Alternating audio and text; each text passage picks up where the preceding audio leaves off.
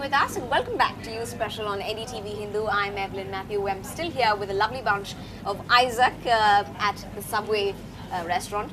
Now, we've been talking about internships, to really take it up or not, and what really goes on in the psyche of a student when they really take it up, and what they look forward to in those couple of weeks. Now, we've discussed a lot of negative sides to the whole internship episode, but there's a lot that you can really gain as a student at, you know, that age of 18, 19, 20. Do you look forward to an internship if you have the chance then? Yeah, I mean, why not? Because right now this age is like an age of experimentation. You know, you get to do a lot of stuff, and you don't have to. Yeah, no, generally also, and yeah, I mean, I'm coming to that part as well, because you don't commit to anybody, and you don't have any commitments as well. So what you can do is, it's not like when you join a company and you sign a bond. So here you're signing on for an experience. And you know, if you get that, then that would really be good for you as well. Right, experience, lots to add. Part about coming on the CV and all that, that's just secondary. So okay. That's so first-hand experience is if you being there and witnessing what's really happening, and lots of knowledge gaining, more or less, right? Yeah. Okay. Even in terms of communication, I think there's so much to learn. I mean, you know, you interact with colleagues, you interact with seniors. I mean, these are not just seniors from college, but people who are professionals in what they do. Lots of exposure as well, maybe? Yeah, the thing is, see, when you come from, say, you come from a college where you have, 260 classmates, and you're sitting for a placement. Obviously, about 20 people will tend to have the same GPA or same credentials as you have on paper.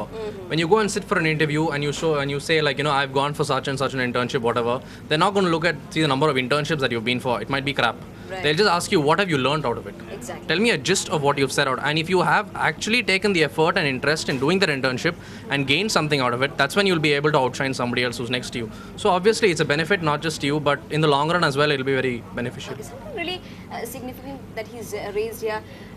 It's not really the number of internships. So then, when you apply for an internship, do you really look at the brand value, or hey, I want to be interning at this place because it's the coolest place to internship, whether it's management or whether it's engineering, whether it's the core of what you're doing. Do you really choose the company based on that, or is it because of what people say? How do you really choose the company that you intern with then? I think it has something to do with the brand value, because obviously that's how matters? you know. Yeah, that's how you know of the company. That's how you know that they're credible. Right. But there's also this part that once you join a company which is not so famous, I think you get to learn a lot more from those companies, because they're starting off, or they're in that process still. So there are people there who are seasoned and who've grown in the industry, and they're bringing up the company. So you get to learn a lot from them. Like, I learned from this really old man who started the first television studio in India. Wow. So gaining an experience like that, I didn't think I'd get it in some really big ad agency. I got it in a small one. Yeah.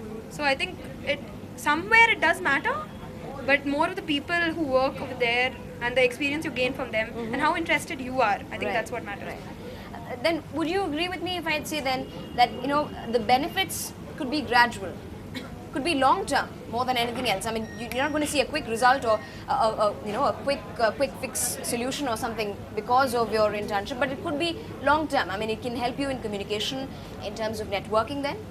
Yeah, definitely it will be a long-term thing. I mean, even if it's like at the end of every internship you have to submit a report.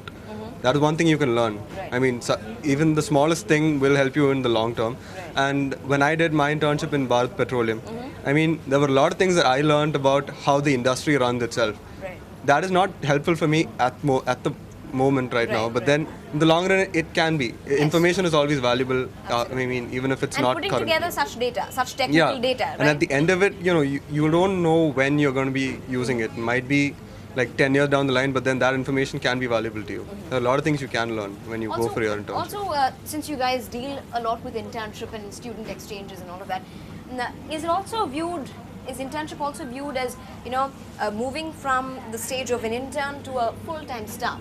I mean, is that also somewhere at the back of your mind? Yes, it is.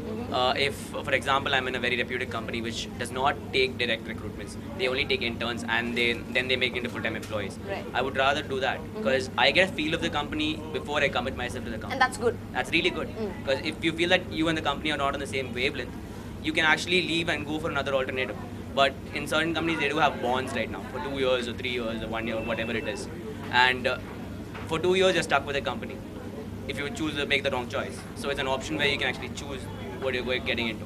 Right. I feel that is a really good. So it can be a period of testing waters also, whether it really suits me, because you might think that this is the best company for me, but it can be a kind of a training ground as well, right? I mean, with that exposure, with that networking, there's also a rare opportunity to get into a place, get trained by them, and finally make that decision maybe. Ironically, my brother actually he did an internship.